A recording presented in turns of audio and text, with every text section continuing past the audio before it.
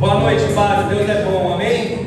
Glória a Deus, na igreja cheia. Tem alguém aqui feliz com Jesus essa noite? Amém? Glória a Deus. Então já fala para esse irmão bonito que está do seu lado. Que bom que você veio. Se ele não é tão bonito assim, olha para o coração, mas fala para ele como você está feliz porque ele veio, amém? Ontem foi uma bênção aqui na igreja, irmãos. O encontro das mulheres, glória a Deus de ver tudo aquilo que o Senhor está fazendo. Tudo aquilo que o Senhor está derramando em nosso meio, foi uma bênção e creio que essa noite não será diferente, amém? Tem alguém que tem alguma expectativa para essa noite, gerou essa noite? Glória a Deus, irmãos, amém. Eu vou precisar então de vocês animados para pregar junto comigo, porque hoje essa noite não é um sabadão, irmãos, mas essa mensagem está uma feijoada, então se aperta o cinto e vamos junto comigo, abre comigo sua Bíblia. Apocalipse capítulo 3. Glória a Deus, irmãos. É hoje, viu? Antes de mencionar o versículo, vamos ao contexto para você entender a mensagem dessa noite. Apocalipse ele foi um livro escrito pelo apóstolo João, o discípulo amado. E ele estava ali na ilha de Patmos, ele foi levado àquele lugar. E antes de podermos entender o que de fato seria Patmos, nós conhecemos João, conhecemos ele como o apóstolo amado, aquele o qual Jesus amava, assim que ele se intitula. Mas o interessante é a gente olhar, irmãos, o interessante é a gente olhar que nunca ninguém deu essa descrição para João. Ninguém antes havia dito que ele era o discípulo amado, da forma que ele se intitula. Marcos, Mateus, Lucas, nenhum desses evangelistas eles escreveram em seus evangelhos que João era o discípulo amado. Mas parece que chega a hora que João vai escrever e ele diz assim: Mateusão, deixa eu ver, não escreveu. Lucas, também não. Marcão, poxa, também não. Então agora eu, na minha vez, eu vou escrever. E ele inicia dizendo João, vírgula, o discípulo amado. E veja que ninguém precisou dizer que João era um homem amado. Ninguém precisou afirmar que João era um homem amado pelo Senhor. Ele sabia quem ele era. Ele sabia de fato que ele era alguém amado pelo Senhor. Por isso ele se identificou dessa forma. Ele tinha uma certeza, ele tinha uma convicção no seu coração que ele era alguém especial. Por isso ele se autodenominou. Talvez, se nós estivéssemos no tempo de João, talvez a gente diria: mano, esse cara está se achando. Quem ele pensa que é? Como assim o discípulo amado? As ideias, já andou todo mundo junto. Como assim ele diz que ele é? Mas nós vemos que João, ele não se achava, porque uma pessoa que se acha é uma pessoa que não é ainda, é uma pessoa que tem dúvida. João, ele tinha uma certeza de quem ele era. João, ele tinha uma convicção que ele era um homem amado por Deus. Ele era um homem que tinha recebido uma graça imerecida do Senhor. Por isso que ele se intitula dessa forma. Ele sabia que o Senhor o amava. E responda para você essa noite: de fato você sabe quem você é e o que você tem que fazer? Você sabe que você é alguém amado pelo Senhor? Porque como diz aquela famosa frase, irmão, para quem não sabe onde está indo, qualquer lugar está bom. Para quem não sabe quem é, qualquer opinião dos outros já te coloca numa deprê. Qualquer opinião, você fica refém da aprovação das pessoas quando você não sabe quem você é. Quando você não sabe o que você foi chamado para fazer, qualquer coisa te desestabiliza. Qualquer coisa você já fica para baixo. João não estava nem aí. João, ele não se importava com o que as pessoas poderiam falar, o que os caras poderiam achar. Para ele o que importava era quem ele se sentia com o Senhor. Esse foi João, entenda, ele vai receber uma revelação do Senhor. João, ele vai para essa ilha e ele recebe uma revelação, como você sabe, esse livro do Apocalipse. Mas o engraçado é que João, ele poderia ter, não só João, mas qualquer um poderia ter recebido essa revelação. O porquê de fato foi João? Mateus foi o que mais escreveu com maior detalhe, vamos dizer assim, o Evangelho de Cristo. Lucas, o médico, que também escreveu Atos dos Apóstolos. Marcos, que na verdade se chama João Marcos, que andou com Paulo na sua viagem missionária. Por que Jesus ele escolheu João? Entende, irmãos? Existem revelações de Deus que Ele só entrega para quem de fato sabe quem é, para quem sabe o que foi chamado para fazer.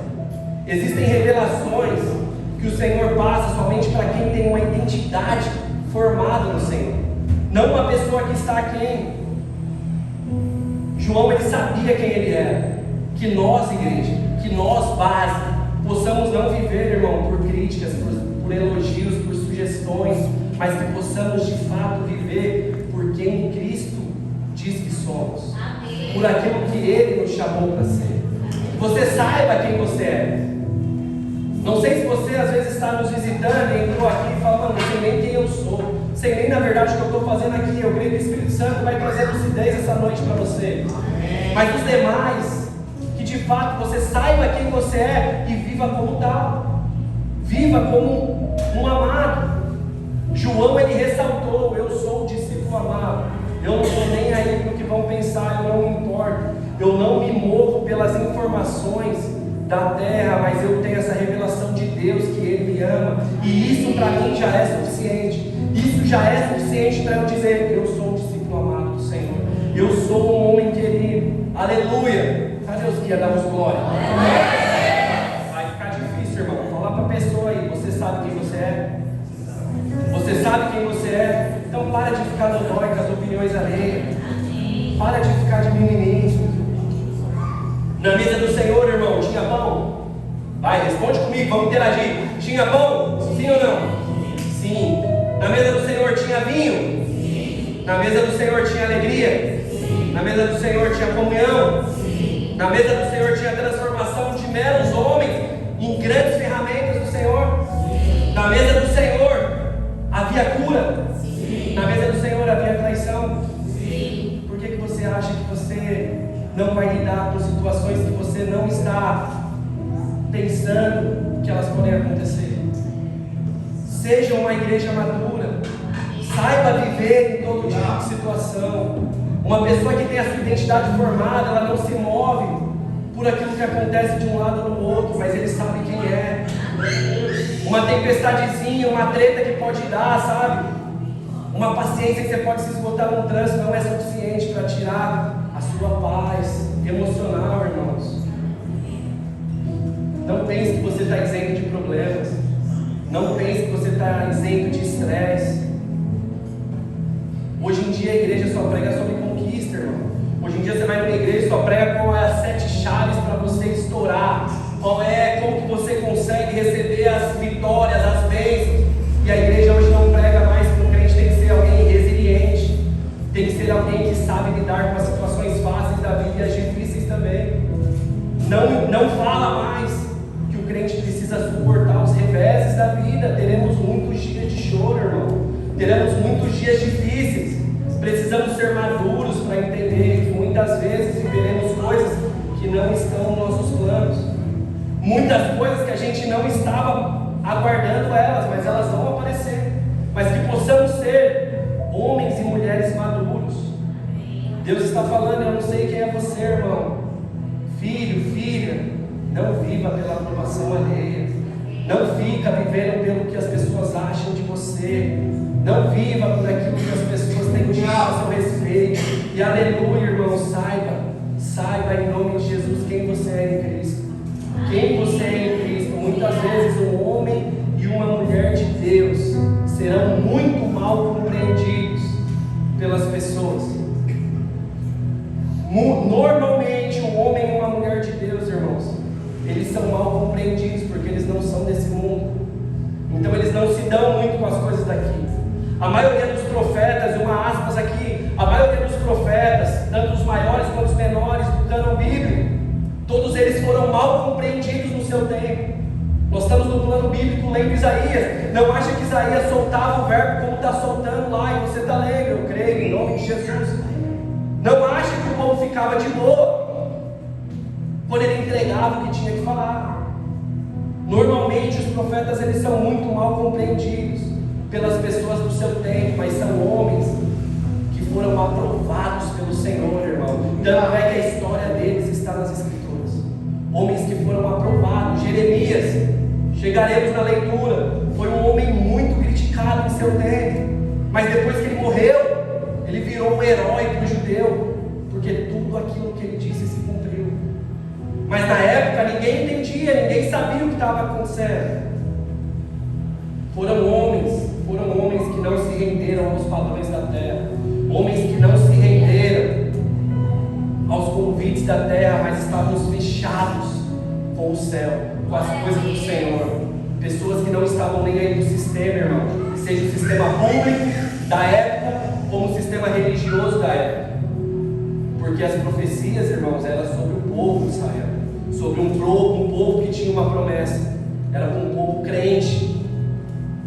É sempre assim, irmão, sempre assim. Assim como Jeremias um dia só foi valorizado quando morreu. Entenda que na vida isso pode parecer uma frase coach, sabe? Mas é a mais pura verdade, é a vida, a figurinha, né? É a vida, irmão. A vida é essa. Hoje as pessoas vão muitas vezes não te entender, vão te criticar, vão achar você um louco, um radical, um sem noção, mas um dia eles vão contar como eles participaram no começo da sua história, como eles um dia te conheceram, como foi andar com você. Então que de fato, irmão, você não fique refém do que as pessoas têm dito a seu respeito. Não caminhe base pelas opiniões alheias. Eu sinto de falar isso porque tem pessoas presas nisso, sabe, irmão? Saiba aquilo que você foi chamada para fazer, irmã. Saiba aquilo que você foi chamada para fazer, irmão. E não aceite nada menos que isso. Não aceite nada menos que isso. Que seu guia não seja uma voz, sabe? Uma voz da mídia, a voz do governo, uma voz do medo, uma voz talvez de uma acusação, mas que você seja guiado pela voz do Senhor, pela revelação do céu. Amém? Glória a Deus, eu creio, Paz. Eu creio em despertar essa noite, irmãos. Eu creio em despertar essa noite. Eu creio que você que talvez é refém de opiniões alheias, hoje você vai sair liberto daqui em nome de Jesus. Eu creio que você que às vezes tem se movido muito por elogios, por críticas, às vezes alguém fala alguma coisa e já para de fazer. Hoje é um dia, é uma noite que você vai sair daqui liberto em nome de Jesus, irmão. Que você saia daqui, Jesus é suficiente no meu coração. Eu não preciso ficar por essas aprovações bestas na minha vida. E aproveita para dar glória, irmão, que a mensagem vai ser forte. Então João foi levado para a ilha de Patmos, onde ele recebe ali a visão do final dos tempos. Ele é levado para lá em Patmos, irmãos, por mais que é uma ilha, só para você entender, ela não tem nada a ver com Ilhabela. Patmos não tem nada a ver com Hawaii, com Bahamas, não era uma ilha de lazer. A ilha de Patmos, ela era uma ilha que ela era usada como uma prisão. Eram levados homens para lá porque lá não tinha muita, ela era totalmente afastada, não havia chance de fuga. Essa era a ilha de Patmos. Essa foi a ilha que João foi levado naquele momento. João ele foi levado pelo imperador porque o imperador viu que todos os outros apóstolos, todos os outros homens já tinham morrido. Então João ele era o único que estava vivo ainda. João era o único que estava vivo, o último dos apóstolos vivos. E a história vai dizer que a perseguição do Império Romano, ela foi tão grande, mas tão grande, que quanto mais o Império perseguia os crentes, quanto mais havia uma perseguição, os crentes cresciam mais. Glória a Deus, irmão. Você não entendeu, senão você estava mais animado. Eu vou até, irmão, estou agitado hoje, eu vou pregar até para o outro lado aqui. Bom, você não tem que faz, irmão. Eu vou aqui. Quanto maior a perseguição, maior as coisas aconteciam, mais o povo crescia. Quanto maior era, irmão, quanto maior era a falação, mais era o problema, maior a mão de Deus operava e as coisas aconteciam. Quanto maior era o problema, parece que o povo crescia mais. Então o imperador pega e manda João para essa ilha, para essa prisão. E aí Jesus, a igreja de Jesus, ela começou a viver de fato, irmão. Uma perseguição foi após Atos 2. Após Atos 2 existiu de fato uma perseguição. Até então o Espírito Santo não havia descido sobre a igreja. Então em Atos 2 o povo ficou cheio do Espírito Santo. O povo ficou queimando. Os sinais começaram a acompanhar. Virou um rebuliço na cidade. E os intrépidos, e começaram a anunciar as boas novas, começaram a anunciar o Evangelho. Então, a partir de Atos 2, e deixa eu te falar essa noite, irmão, eu nunca vi haver perseguição para quem está frio, eu nunca vi existir perseguição para quem está à toa, eu nunca vi acontecer perseguição para um cara que está morno, para um cara que está desanimado, para um cara que está desocupado. Eu nunca vi acontecer uma perseguição para esse tipo de gente. A perseguição da igreja aconteceu porque muitas vezes a gente é levado a falar: estão me perseguindo, é prova. Você não está fazendo nada. Está perseguindo quem? Não está fazendo nada. A perseguição acontece com aqueles caras que estavam queimando, ardendo, fazendo a vontade do Senhor, vivendo o Evangelho de Cristo. Era esses que estavam vivendo a perseguição, com os que estavam incendiados, queimando, assim como a adoração, irmão, dando trabalho para o inferno. Eles estavam dessa forma. Mas pastor, o que vai acontecer? Eu quero te falar, irmão, na sua vida vai ter perseguição, vai, mas você vai conseguir crescer diante disso. Na sua vida vai ter problema, vai, mas é diante desse cenário que Deus vai conseguir dar uma multiplicação. Vai ter probleminha, vai ter estresse, mas é diante desse cenário que as coisas vão mudar. Em nome de Jesus, eu creio, irmão, que toda perseguição que se levantar sobre a igreja do Senhor, sobre os homens e mulheres de verdade do Senhor, prepare-se, porque será um trampolim para viver aquilo que o Senhor quer que nós vivamos. Amém? Glória a Deus. Então o imperador disse para João: você vai para a ilha de Patmos, leva João para lá. Era uma mensagem para o povo de Israel que o imperador estava dando. É uma mensagem. Já era. Ele é o último. Vamos mandar para Patmos. Ele vai ficar lá esquecido. Essa loucura que esse cara está fazendo, ele vai ficar lá em Patmos. Agora esses crentes vão se calar. Agora esses crentes não vão ter mais o que fazer. Acabou a esperança deles. Agora vai vingar, sabe? Jogar água no refri, dar aquelas... Já era. Pegamos o cara, vamos deixar ele lá. Essa raça vai desaparecer, que está tumultuando tudo. Ele é o último. Os demais todos já morreram. Vamos isolar ele porque acabou. O que poderia acontecer em uma ilha deserta, irmão? Entende essa mensagem, irmão? O que eles não sabiam era que João, ele estava preso do lado de fora, mas ele estava totalmente livre por dentro do Senhor. Totalmente livre no Senhor, irmão. Totalmente livre. Os homens estão dizendo: vai acabar, não vai dar mais, já era, deu problema, deu ruim, já era, não tem mais esperança. E nessa ilha Jesus está dizendo: ei João, você é o último, mano, você é o último que ficou, então eu vou abrir uma porta e eu vou te mostrar algo que vai acontecer. Não tem nada a ver com o que eles estão achando. Eu vou te mostrar aquilo que olho nenhum viu, como vai ser o final dos tempos, algo que jamais um dia alguém escutou. Tudo aquilo que eles achavam que poderia ser o fim. Vem aqui, João, e veja, e aleluia. E é esse livro que nós vamos entrar. Jesus revela a João, e você pode me perguntar: mas por que tudo isso, pastor? Mas por que toda essa revelação? Porque a igreja tem dono, irmão. Jesus revela porque a igreja tem dono. A igreja tem dono. O Coliseu tentou parar a igreja, mas não conseguiu, irmão. Um dia Roma tentou parar a igreja, mas também não conseguiu, irmão.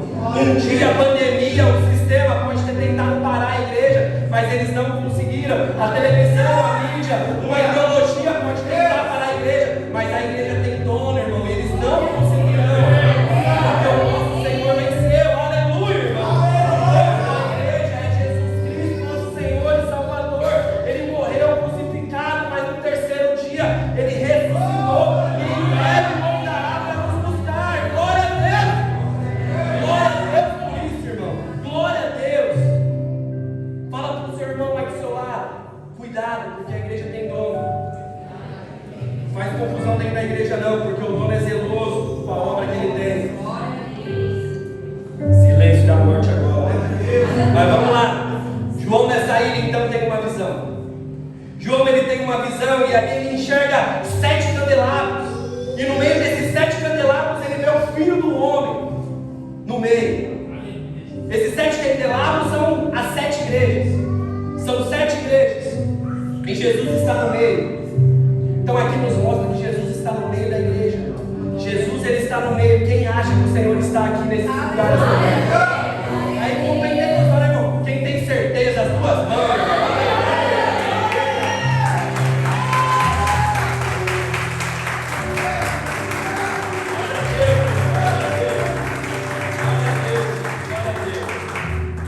Estou brincando, irmão, porque vai pesar.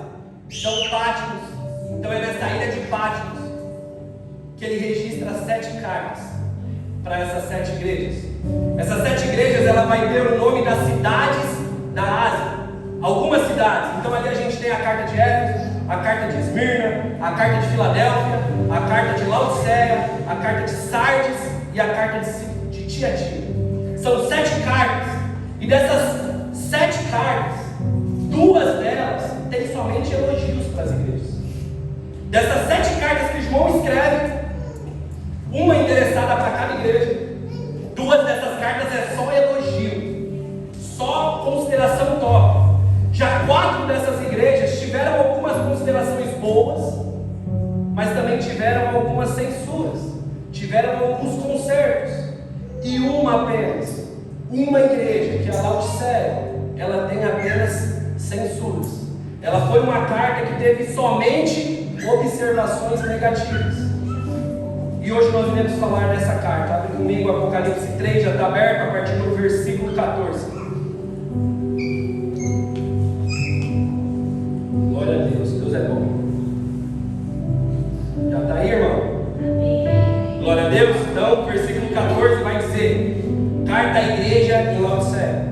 Ao anjo da igreja em Laodiceia escreva: essas coisas diz o Amém, a testemunha fiel e verdadeira, o princípio da criação de Deus. Olha o versículo 15: conheço as obras que você realiza, que você não é nem frio nem quente. Quem dera você fosse frio ou quente. Assim, porque você é morno e não é nem quente nem frio, eu estou a ponto de vomitá-lo da minha boca. Você diz: sou rico, estou bem de vida, não preciso de mais nada. Mas você não sabe que é infeliz. Sim, um miserável, pobre, cego e está nu. Aconselho que compre de mim ouro refinado pelo fogo, para que você de fato seja rico. Compre também vestes brancas para se vestir, a fim de que a vergonha da sua nudez não fique evidente. Compre também colírio para ungir os olhos, a fim de que você possa ver. Versículo 19: eu, Senhor, repreendo e disciplino aqueles que amam. Portanto, seja zeloso, arrependei-vos. O mais famoso agora, que é o que todo mundo gosta de falar: eis que estou à porta e bato. Se alguém ouvir a minha voz e abrir a sua porta, eu entrarei em sua casa e cearei com ele e ele comigo. Versículo 21: ao vencedor darei direito de sentar comigo no meu trono, assim como também eu venci e me sentei com meu Pai no seu trono. Encerro com 22: quem tem ouvidos, ouça o que o Espírito diz às igrejas. Feche seus olhos, curva sua cabeça, vamos orar. Pai, obrigado, Jesus. Obrigado, Senhor, pelo privilégio de aqui estarmos. Abra nesse momento a nossa mente, abra o nosso coração, o nosso entendimento, para que a Tua palavra venha e frutifique em nós. Queremos ser tocados essa noite, Jesus. Queremos ser transformados, queremos ser mudados e moldados, ó Pai. Fala que a Tua igreja ouve, Senhor. Te damos total liberdade, Espírito Santo de Deus. Vem e flua em nós. Me usa essa noite com coragem, poder e ousadia. Que Teu nome, Jesus, seja glorificado em nosso meio. Em nome de Jesus. Amém e amém. Glória a Deus. Glória a Deus. Então, antes de entrar nesse texto, como eu disse, 7 cartas foram enviadas. 7 igrejas receberam. 2 só receberam elogios. Quais são essas? Esmirna e Filadélfia. Jesus olhou para Esmirna e falou: eu conheço vocês, eu conheço a tua pobreza, eu conheço a tua tribulação, Esmirna, mas para mim, vocês são ricos. Aí ele foi, ele olhou para Laodiceia, que é o texto que nós lemos. Laodiceia, você acha que você é rica, você acha que você está estourada, está bem na foto, mas para mim você é pobre, miserável e está nua. Jesus olha para Filadélfia, que é fraca, e diz para Filadélfia: Filadélfia, você que é fraco, eu estou abrindo uma porta, e a porta que eu abro ninguém fecha, a porta que eu fecho ninguém abre. Mas pastor, o que significa isso? Jesus está dizendo: os homens têm as suas próprias opiniões, eu conheço a verdade, eu conheço o secreto do coração, eu dou diagnósticos e não somente opiniões. Jesus está dizendo: o meu padrão base é diferente do padrão da terra, o meu padrão é diferente do de vocês. Vocês podem enxergar de um jeito, mas eu enxergo a verdade, eu enxergo o coração profundo. Não adianta ter a riqueza, não adianta ter o externo bonitinho, não adianta ser volumosos, não adianta enquanto vocês são pobres espiritualmente. Jesus ele está dizendo, irmãos, vocês estão preocupados com os padrões da terra, vocês são ricos, vocês são levados pela aparência, vocês são levados por aquilo que os seus olhos naturais estão vendo, e vocês acham que são ricos quando são pobres, porque vocês esqueceram que a régua não é a terra, a régua é o céu. Seja guiado, irmãos, pela voz do céu, seja guiado pela revelação do céu na sua vida, irmão. Seja guiado, irmão. Mas pastor, você está dizendo então que ter dinheiro, ter casa boa, carro bom, comida, viagem legal, aí tá fácil, né? Não, ter ministério fluindo, igreja cheia, músicos tocando, milagres acontecendo, está dizendo que tudo isso não é sinônimo de uma aprovação de Deus? Isso mesmo, irmão, não é sinônimo de aprovação de Deus. Tudo isso pode estar acontecendo. O culto pode ser aleluia, glória a Deus, mano, rodou, aconteceu, mas de fato não ser um culto aprovado por Deus, não ser uma igreja aprovada por Deus. Isso pode ser a aprovação de homens, porque o homem fica legal: pô, na minha igreja teve 3 conversões hoje, na minha teve 10, na minha teve 15. De fato, essas pessoas encontraram o Senhor de fato, ou semana que vem estão em outro apelo, em outra igreja. Laodiceia era uma igreja rica, irmãos, rica, poderosa, mas o Senhor diz: para mim você é pobre, para mim, Laodiceia, você é desprezível. Jesus está dizendo, talvez, sabe aquele irmão que está sem grana, com o aluguel atrasado, carrinho velho, sofrendo, faz tempo que não lembra a última viagem que fez. Esse aí é o que está aprovado. Já agora aquele outro que está bem na foto, você olha e fala: não tem como não ver o favor de Deus, olhando pelos olhos naturais. O Senhor está dizendo: esse não está aprovado. Não é o dinheiro que determina. Quem sabe, irmão, a igreja do bairro, sabe aquela igrejinha do bairro, 15 pessoas no culto, músico tudo desafinado, uma luta para ter obreiro, para servir, para fazer as coisas acontecerem, tudo tão difícil. O Senhor está dizendo: vocês estão aprovados. E às vezes nos nossos olhos a gente olha e diz: não, a igreja grande está aprovada. Às vezes você pode me falar: pô pastor, mas aí é embaçado mesmo, né? Você me dizer que o que parece bom não está bom, e o que parece ruim é o que de fato foi bom nos olhos do Senhor. Laodiceia, irmãos, era rica e Jesus chama eles de miseráveis. Miseráveis. Esmirna era pobre, era uma região pobre da Ásia, e o Senhor diz: para mim vocês são ricos, para mim vocês são valorosos. Pois é, irmão, estranho, né? Às vezes alguém te enganou dizendo que o evangelho é só sucesso na terra.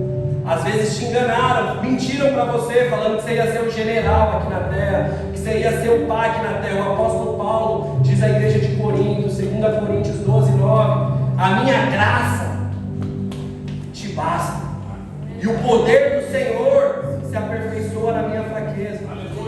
Será que de fato nós conseguimos descansar nisso? O Caio foi bem cirúrgico no momento da oferta. Nós dizemos que o Senhor é o nosso bom pastor e é suficiente, mas na nossa prática a gente sabe que a gente está sendo mentiroso, porque não está sendo suficiente. A gente não está entendendo como suficiência. A gente quer um negocinho a mais. Paulo ele está dizendo: eu posso estar passando o maior veneno, a maior peleja, a maior dificuldade na minha vida, mas a tua graça, Senhor, me basta, e o seu poder, ele se aperfeiçoa na minha fraqueza, é na minha limitação, é no meu problema, é na minha ausência que o seu poder chega e muda as coisas, é na minha falta que o Senhor completa. É isso que Paulo está dizendo, irmão. Só tem como o poder ser aperfeiçoado se você está diante de um momento de fraqueza, de um momento de limitação. Não tem como o poder ser aperfeiçoado se você está achando que você é o bichão.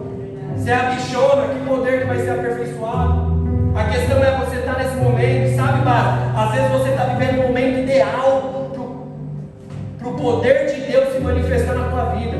Você está vivendo um cenário ideal, só que você não consegue exercer a fé. Você só sabe murmurar, reclamar, e você não consegue dizer: Deus, vem e aperfeiçoa o teu poder na minha vida. Só o Senhor pode mudar esse cenário. Só o Senhor pode fazer aquilo, Deus.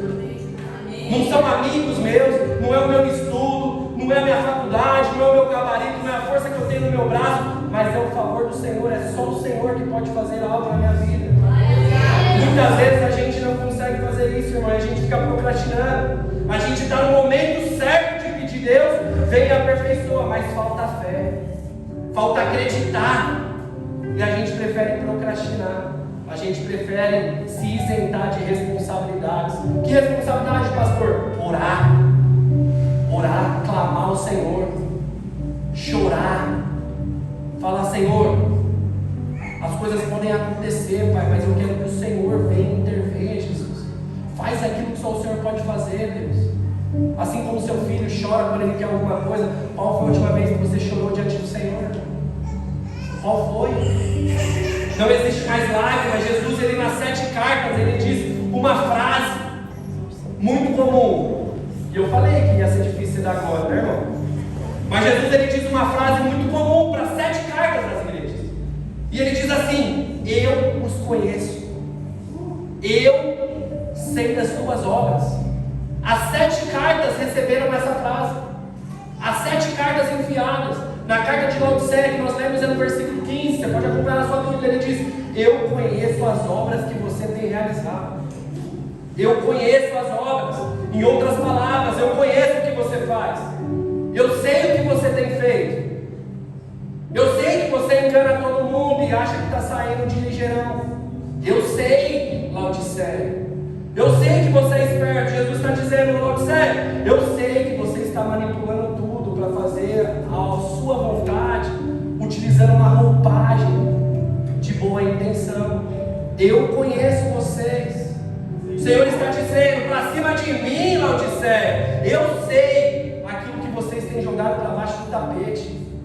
Eu sei aquilo que vocês têm escondido atrás da porta. Eu os conheço. Eu sei das suas obras. Eu escuto as conversinhas que vocês têm tido, os planos que vocês têm feito fora da congregação, fora da comunhão. Eu os conheço, Laodiceia. E é isso que o Senhor está falando. Eu sei das mensagens que estão no direct. Eu sei das conversas que estão ocultas. Eu conheço as tuas obras. É isso que o Senhor está dizendo. Eu conheço vocês. Eu sei a bênção que você é na frente da pessoa. E até o diabo fica surpreso quando a pessoa está de costas. Eu conheço. Eu, Senhor, conheço. Eu sei que muitas vezes vocês acreditam mais nas coisas de fora do que de dentro. Eu conheço os corações. É isso que o Senhor está dizendo, irmão. É isso que o Senhor está dizendo. Eu conheço você vindo de domingo, de quinta no culto, fala até em línguas, mas chega em casa, não para de falar palavrão, não tem respeito, não trata as pessoas com respeito. Sabe, irmão, Jesus está dizendo: base, eu conheço vocês. Essa carta é para a igreja, irmão. Base, eu conheço vocês. A pandemia acabou, mas eu conheço vocês. Vocês ainda estão de máscara, vocês ainda estão escondidos, vocês ainda estão vivendo tudo de qualquer jeito. Sabe, querido?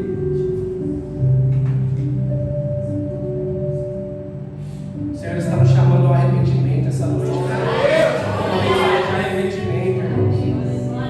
Sabe, Sabe, irmãos, a coisa mais fácil é você enganar as coisas de mim, irmão.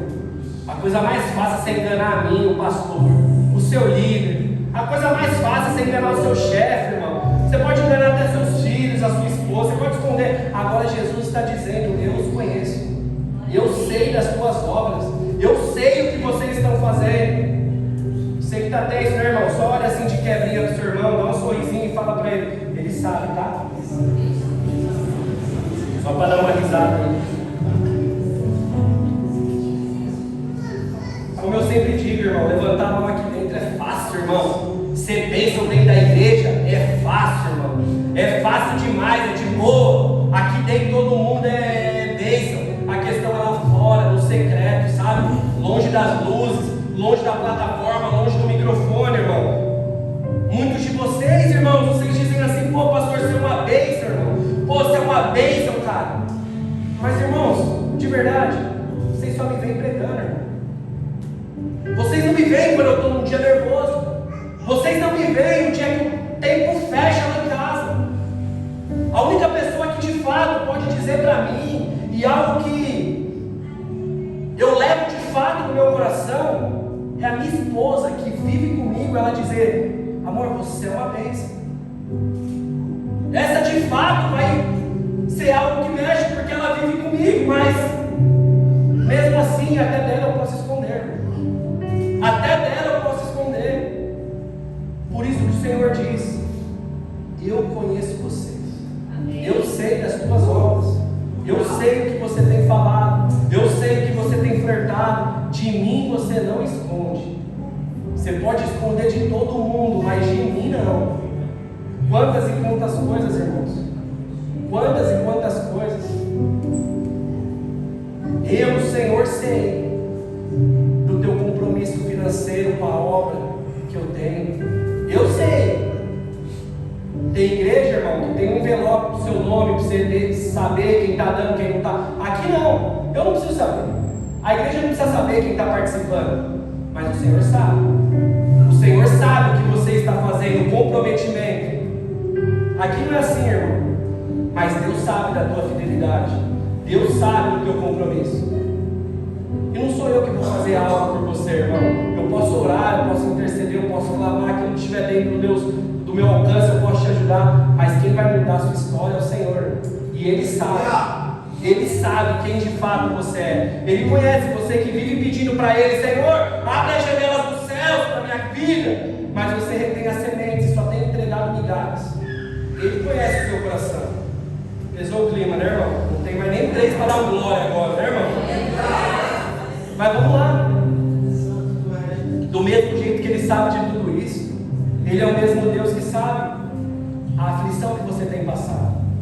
Ele é o mesmo Deus que conhece e entende todas essas noites em claro que você tem passado, toda essa insônia que você tem tido por esses dias.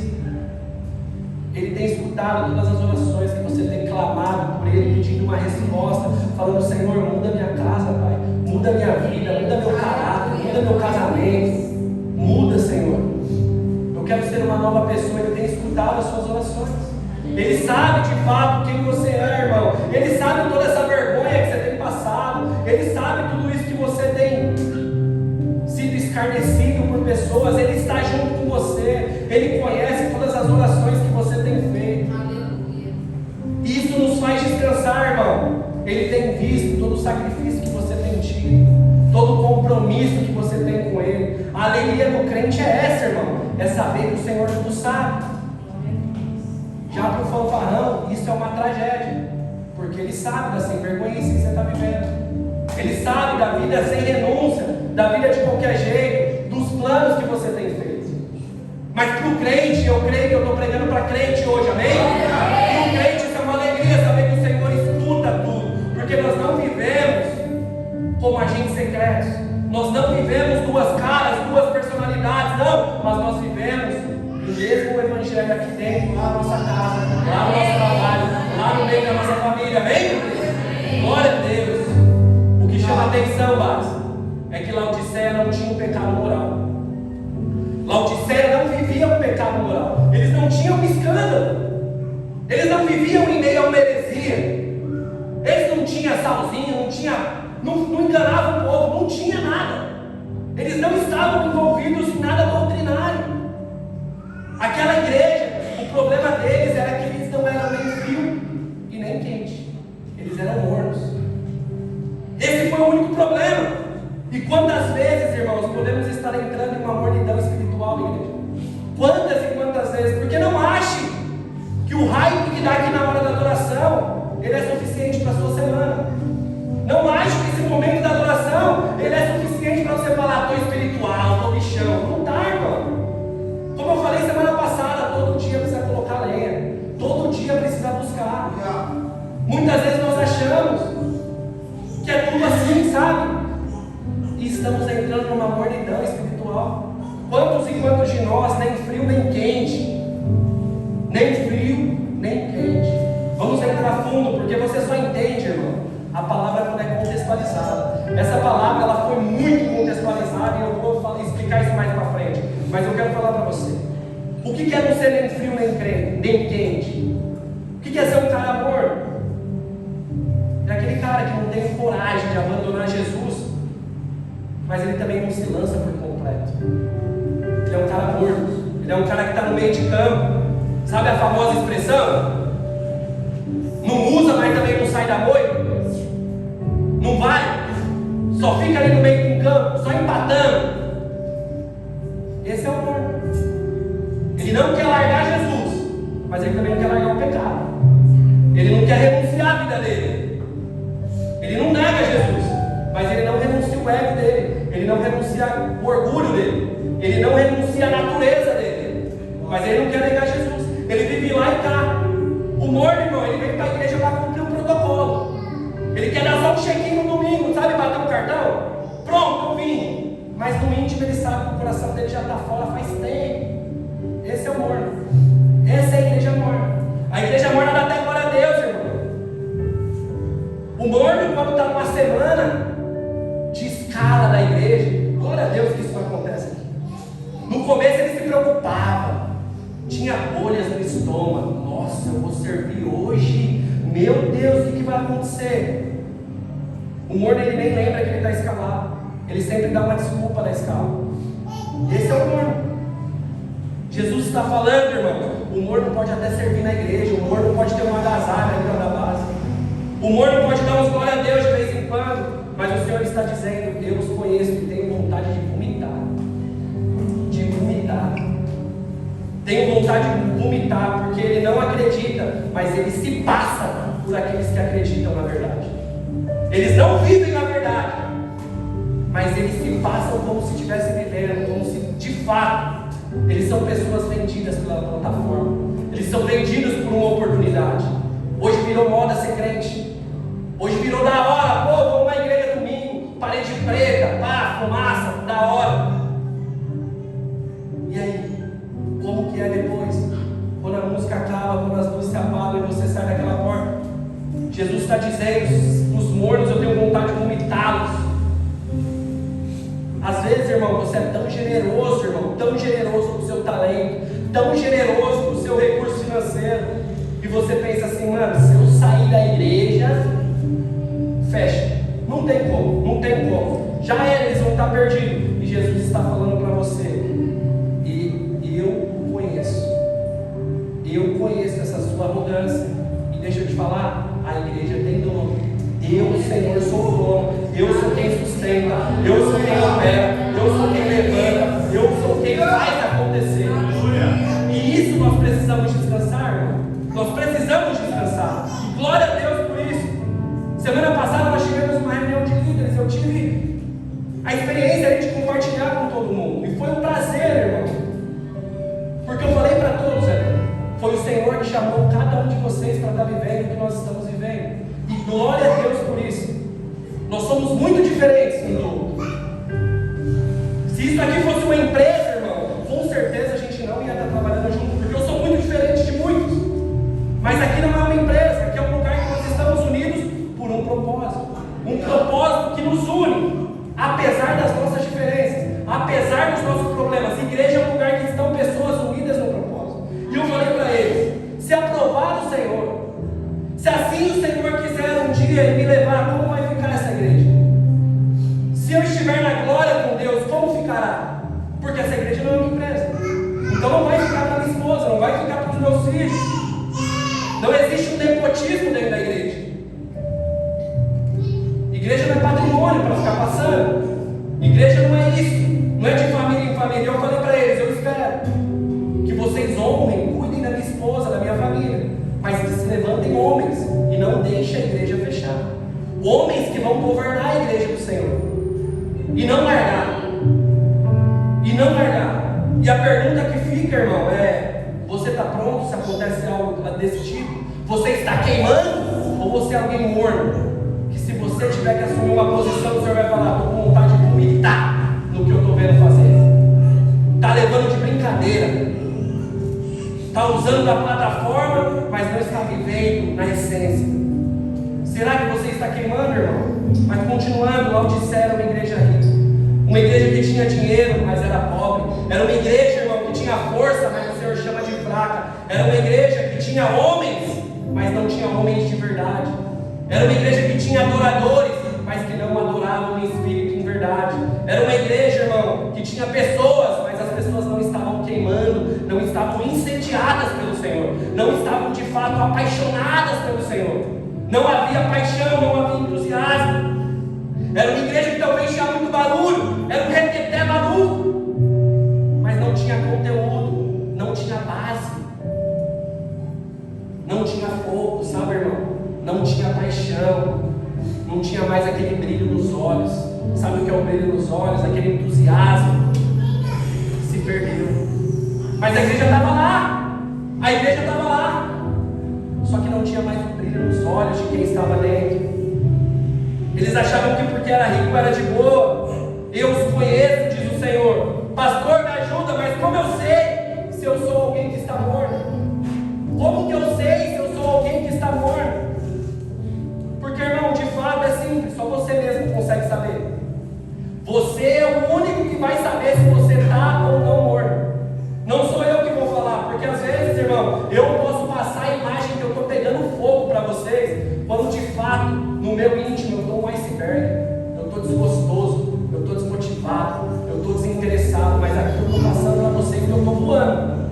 Então é cada um que vai se autoexaminar, cada um vai saber, porque o Senhor diz: Laodiceia, vocês são hipócritas, vocês aparentam uma coisa, mas é tudo só fachada. Eu os conheço de verdade, eu os conheço, mas posso te dar algumas características, irmãos. O morno, irmão, quando estava quente, irmão, ele não via a hora, irmão, do culto começar. Ele não via a hora, ele estava motivado. Hoje, o cara já não vê a hora de terminar. A pessoa já aqui, ó, num culto como esse, já olhou 3 vezes no relógio e falou: ele não vai parar de falar. Num culto como esse, já está: será que não vai acabar? Já estou cansado.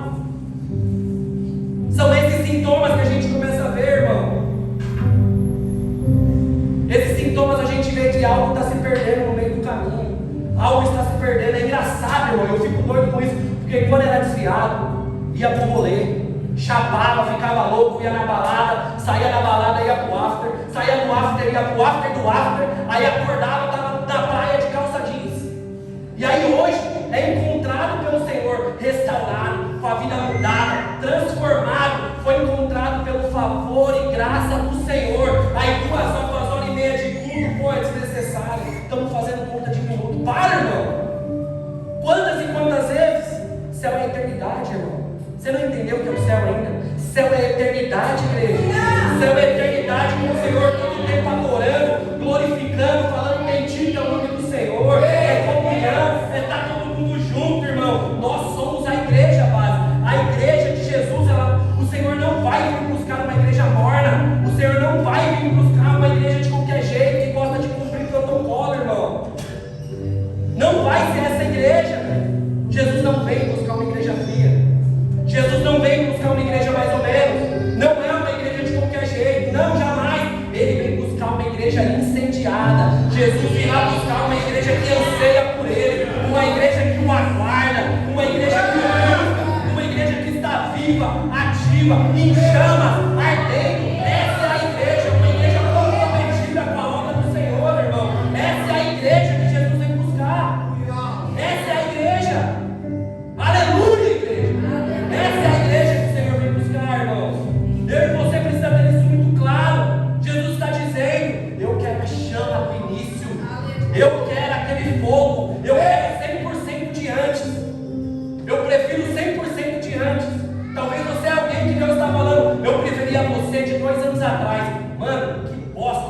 100%. 2 anos se passaram para você ouvir que melhor era lá atrás. Sério que você perdeu tudo isso? E às vezes o Senhor está falando, eu quero 100% de como era antes. Hoje não estou gostando. Hoje não está legal. Eu te conheço. Eu te conheço, Base. Eu sei o que você tem feito. É isso que o Senhor está falando, irmão. E para ser um morno só existe 2 caminhos. É 2 caminhos. Ou você é um frio que ainda não esquentou, que é aquele frio que ainda não se lançou, não se entregou de verdade, não se lançou na obra, no chamado de Deus. Então você ainda é frio e está esquentando até ficar morto, até tomar vergonha e virar quente e crente. Ou você é um quente que aos poucos está esfriando. O morno é aquele quente que aos poucos vai esfriando. E Jesus está dizendo, Laodiceia, eu não vou buscar uma igreja morna. Eu não quero. Mas pastor, eles eram mornos, eles tinham dinheiro. Aquela igreja não dizimava, irmãos. Entenda esse contexto. Entenda por que eu quis dar muitos exemplos. Porque a palavra que grava, irmão, é aquela palavra que você vai praticar. Então eu tenho que contextualizar com aquilo que você está vivendo. Mas olha o que Jesus faz. Laodiceia, irmão, era a região que tinha mais dinheiro da Ásia. Eles eram as pessoas mais ricas.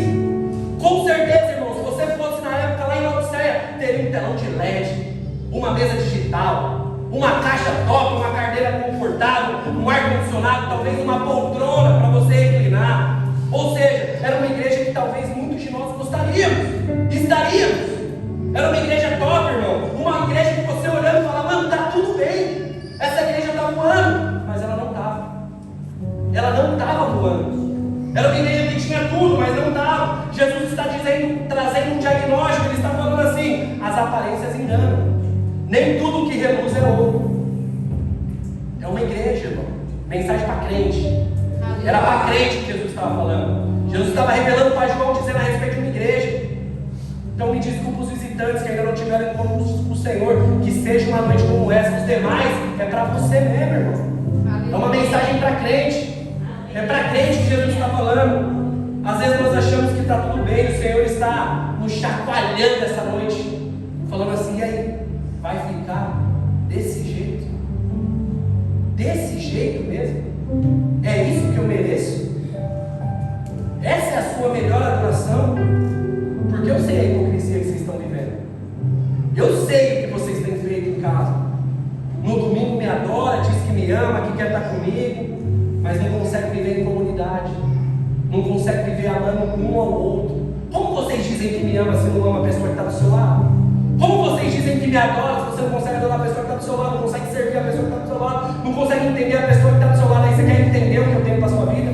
Você não consegue entender o irmão que está do seu lado, que você está vendo?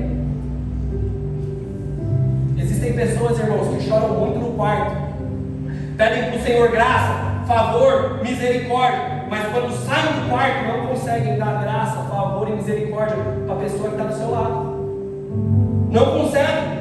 Aquilo que ele pediu para Deus, ele não consegue fluir na pessoa que está do lado.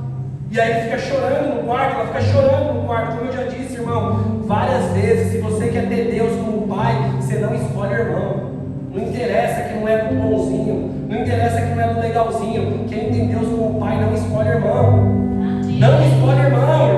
Ame, se entenda, viva junto, respeite, vive com todos. Jesus nos diz no versículo 15, preferia que você fosse frio que morno. Em outras palavras, eu prefiro um ateu convicto do que um crente meia boca. Antes que você fosse frio que morno.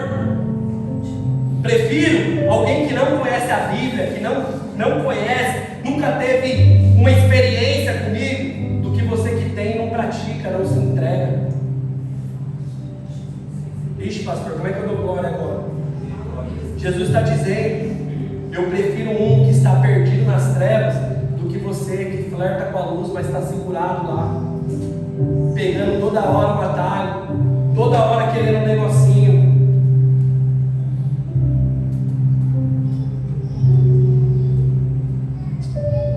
E aí, passa, o que temos a dizer ao Senhor?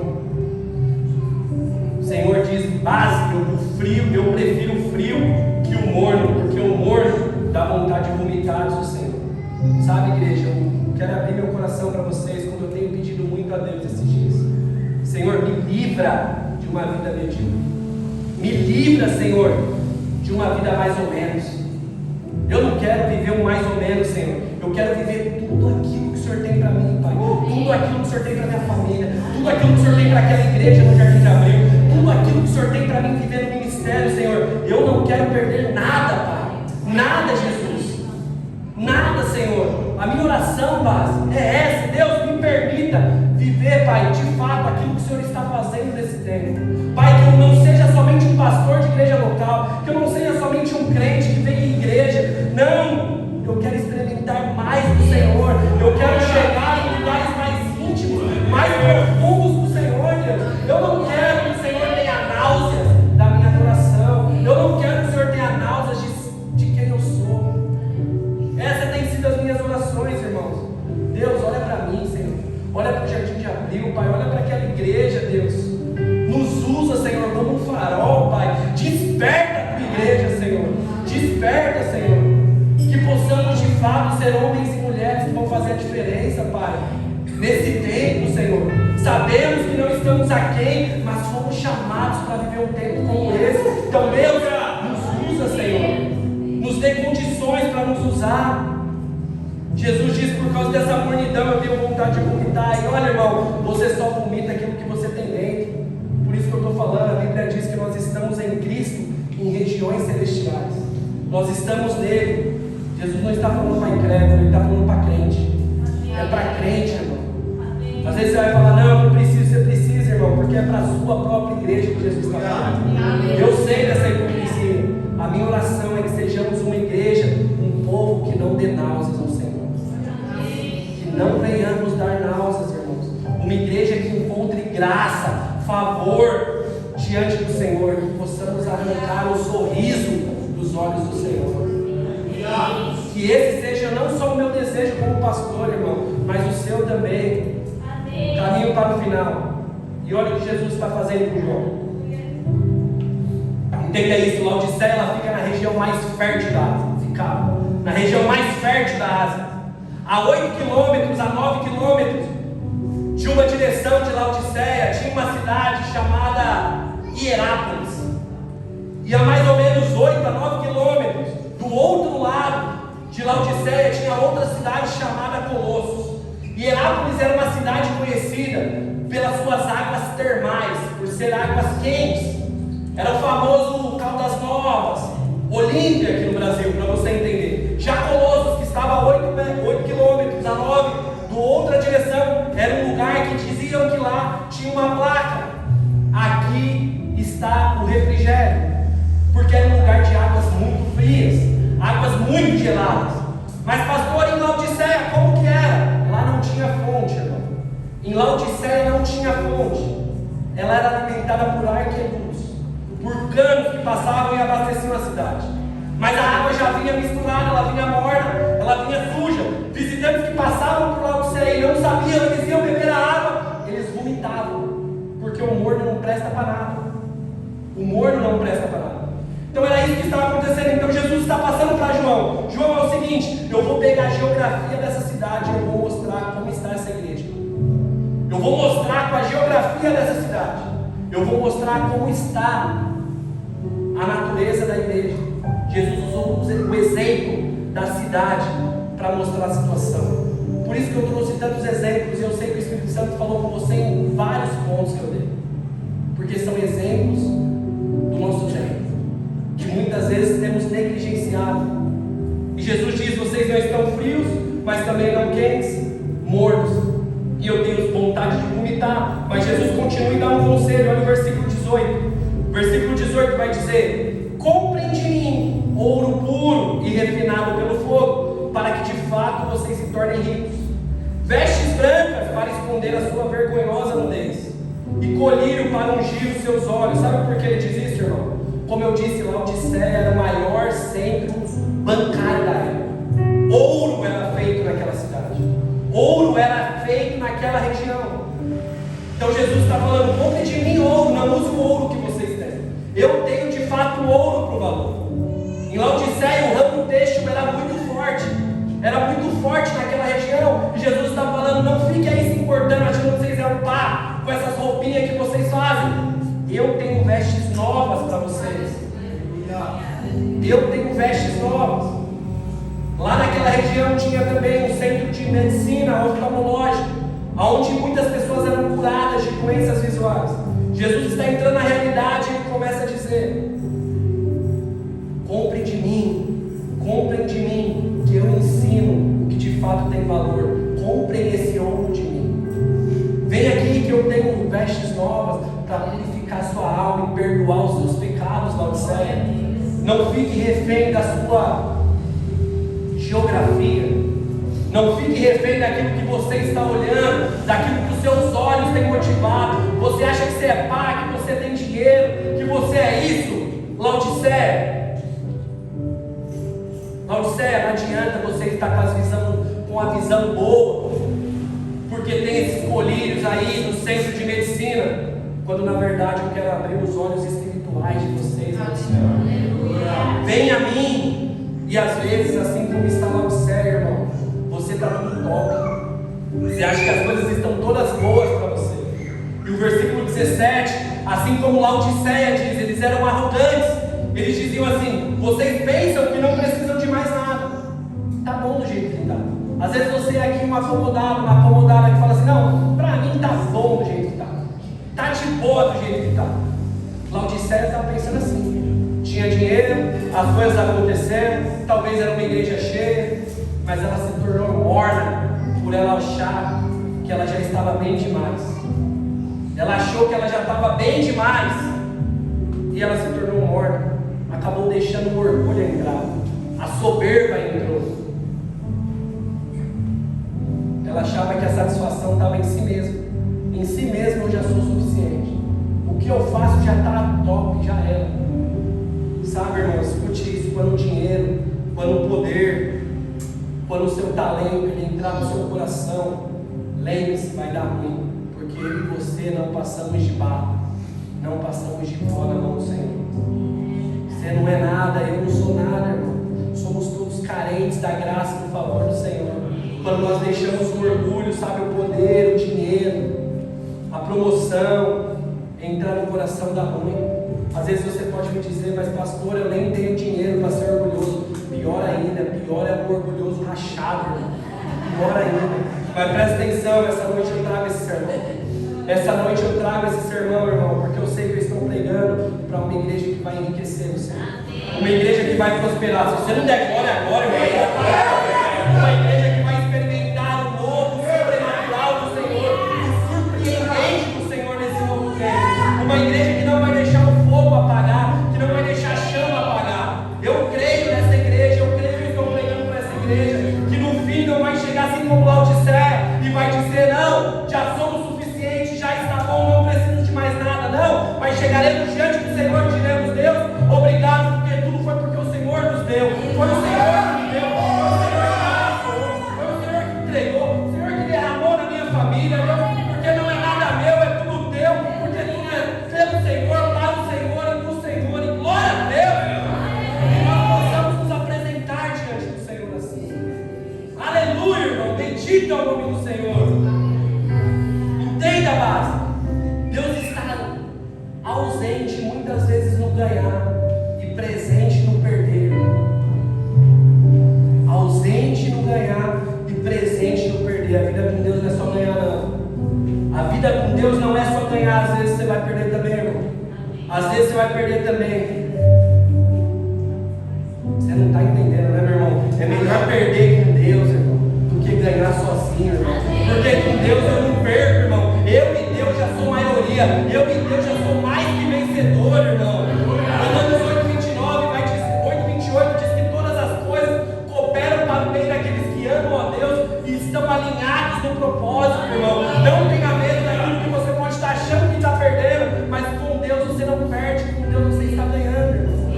Com Deus você está ganhando. Descanse nessa certeza. Descanse isso. Descanse. Laodiceia era rica por fora. E por isso achou que nada precisava, mas ela tinha um vazio dentro. E ela se perdeu, porque muitos acham que o dinheiro é a solução. Muitos acham que o dinheiro vai mudar tudo. E o maior nível, irmão, de suicídio são em lugares ricos. Sabe por quê, pastor? Porque eles acham que pode comprar tudo, mas existe algo que o dinheiro não compra. Existe algo que o dinheiro não compra, base. Sabe o que eu estou te falando? Não tem como você comprar a presença do Senhor. Não tem como, irmão. Não busque pelo dinheiro, igreja, mas busque pela presença do Senhor. Não busque pela aprovação dos homens, mas busque pela presença do Senhor. Busque estar firmado no Senhor. Mas, pastor, eu tenho conta para pagar, mas está louco lá em casa. Sim, querido, mas foque na presença do Senhor, irmão.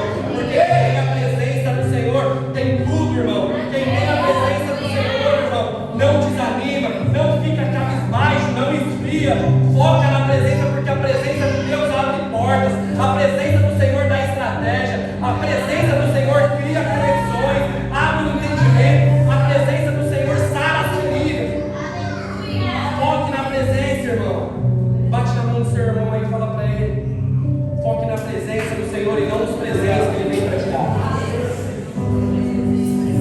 Não fique olhando os presentes, irmão. Foque na presença e fique de pé. Senão vai virar vigília. Que hoje eu estou facinho, viu, irmão? Olha lá, viu? Já estou para encerrar. Jesus não está condenando Laodiceia. Escute isso. Jesus não está condenando aquela igreja, mas Ele está orientando e disciplinando aquela igreja. O versículo 19, ele vai dizer: eu, Senhor, repreendo e disciplino aqueles que eu amo. Portanto, arrependei-vos e sejam zelosos. O Senhor está aqui essa noite, paz. O Senhor está aqui essa noite, irmão. Você pode dizer um amém? O Senhor está aqui. O Senhor está aqui essa noite, paz. Ele está dizendo: eu te amo, paz. E por isso eu repreendo e disciplino. Mas cabe a vocês agora uma resposta: arrependei-vos e sejam zelosos. Porque eu, Senhor, repreendo e disciplino aqueles que amam. Essa repreensão não é sinônimo que eu desisti de você. Não. O Senhor ama você, o Senhor ama você, o Senhor ama você. Saia daqui com essa certeza. Se você saiu daqui, irmão, se você sente que você foi chacoalhado, entenda que foi o maior gesto de amor que o Senhor poderia ter te dado essa noite.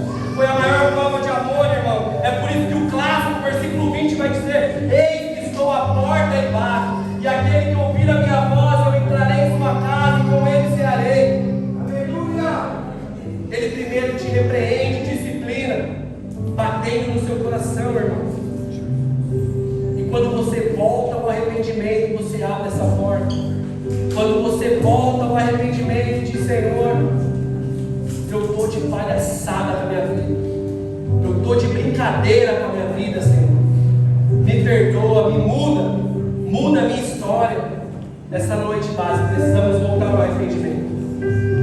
Se Jesus bateu forte no seu coração, saiba que é porque Ele está falando: eu te amo e eu acredito que existe uma nova história para você. Eu estou repreendendo e disciplinando aqueles que eu amo. O pior de tudo era você estar num culto como esse e falar assim: mano, o que esse cara está achando que ele está falando? Aí, irmãos, o Espírito Santo não está nem mais confrontando. Aí o negócio está mais embaixo. Mas se você se sentiu confrontado, saiba que é o Espírito Santo de Deus falando: cara, você pode ser um homem melhor, você pode ser uma mulher melhor, você pode viver uma história melhor, você pode ser um pai melhor, você pode ser um líder melhor, você pode ser um servo melhor. É o Senhor dizendo, irmão, e nesse momento, cabe você se arrepender e mudar a sua rota, abrir a porta ou não. Que nesse momento, durante essa canção que nós vamos cantar, que você escute essa letra